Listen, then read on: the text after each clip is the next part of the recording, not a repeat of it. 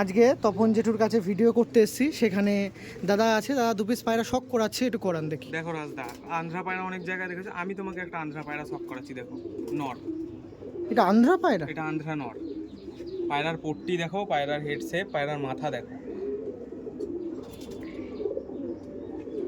বয়স তো খুব নাকি? না বয়স বেশি না, ও মিথ্যা কথা বলে লাভ নেই, খুব বয়স না, ঠিক আছে। ডিম বাচ্চা সব রানিং পায়রার। আর পায়রার যে চোখের ওটা কোনো ডিস্টার্ব না, কিন্তু ওর চোখের পট্টি জেনারেশন ওয়াইজ মানে এমন হয়ে যায় খুব না তাড়াতাড়ি? ঠান্ডা আছে না কিছু আছে, পায়রা পুরো ক্লিয়ার। ওকে, এবারের মাদিটা দেখো, এটাও আন্ধ্রা তাই তো? হ্যাঁ।